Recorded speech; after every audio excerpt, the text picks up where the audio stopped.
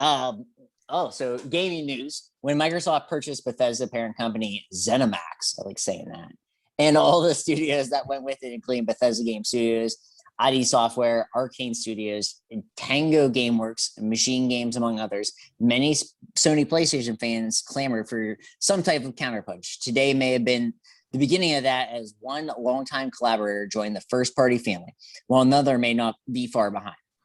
Housemarque Games, famous for Super Stardust, Resogun, and most recently PS5 exclusive Returnal, was purchased by Sony. The team brings a fast-paced arcade style of games to a first-party family in dire need of some diversity.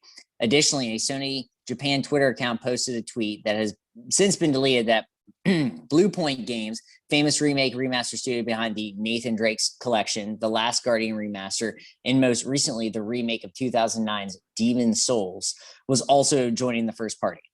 Many have long speculated that both of these teams could join the first party due to their status as longtime PlayStation collaborators. So a couple things. id Software and just Housemarque, not Housemarque, but that's okay. That's why I'm here.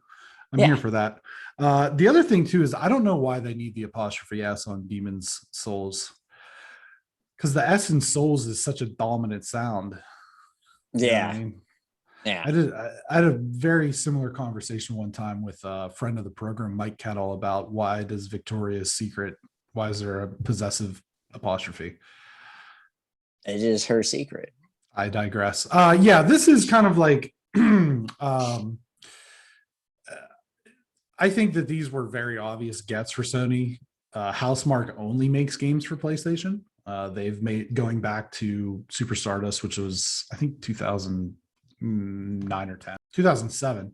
So they've been working for in a second party capacity with PlayStation for 14 years now. Resogun is one of the great early games of the PS4. It's super fast, fun, arcadey. You can beat it in a sitting, but it's the score chasing, like old school kind of arcade style score chasing, that brings you back to that game. It's fast paced. I really enjoy playing it. I haven't played Returnal yet. I'm kind of like, I've heard mixed reviews about it, but trusted people I trust like it, so I think I might give it a go maybe when it's on sale.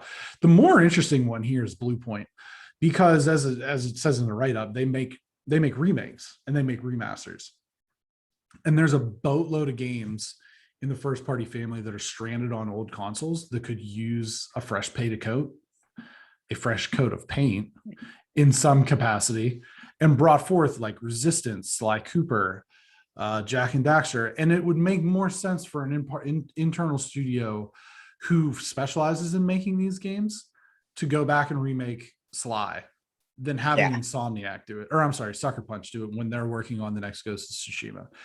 It would make more sense for a different team to make Jack and Daxter when clearly Naughty Dog has moved on past Jack and Daxter onto, Uncharted and The Last of Us, things like that. Same thing with Insomniac.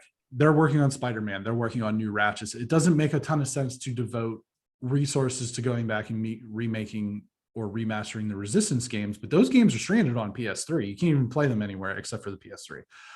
So it makes sense to bring in a studio like this who has a heritage and has a specialization in doing these type of games. The Nathan Drake collection, where they put the 3 Uncharted games on one disc from PS3 to PS4 is great. The Last Guardian. And I actually have that wrong. It's not The Last Guardian at all. It's Shadow of the Colossus. I fucked that up. But I caught it now, and I don't have to put it in the remake. But they remade Demon's Souls, which was a FromSoft game from 2009. By all accounts, it's great on the PS5. It's a PS5 exclusive. So I think that these were two obvious gets. They're not on the same level as Bethesda. They're not on the same level as Insomniac. We talked at one point, Insomniac was purchased for $240 million, I believe it was. Housemarque wasn't bought for $240 million. Blue Point wasn't, Bethesda or Microsoft paid billions, like $5 billion for ZeniMax for all the Bethesda game studios. So these aren't on that level, but I think that at the same time, Microsoft is a $1 trillion+ company and Sony's not.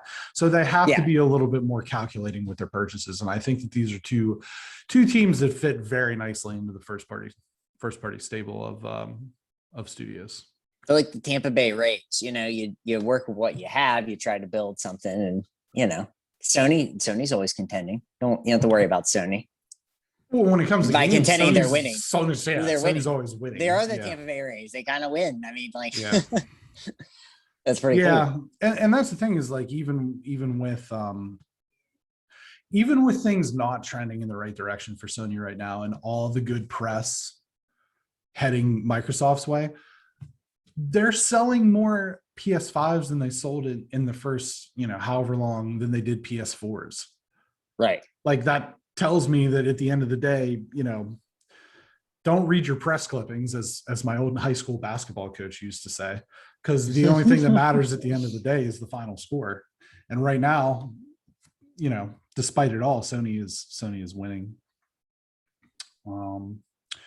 But I'm excited to see. I think that Housemarque will kind of stay in this AAA space. Returnal was certainly a AAA game, and then some of their other ones are, on the A to A level kind of indie things, but they're very, very fun. And then I'm very interested to see where Blue Point goes. My hunch is that they're going to do some type of remaster of Resistance, which is an old Insomniac trilogy. But we shall see. And then I would also say the Blue Point thing's not official, but I would expect that it's made official soon. Yeah. Soon.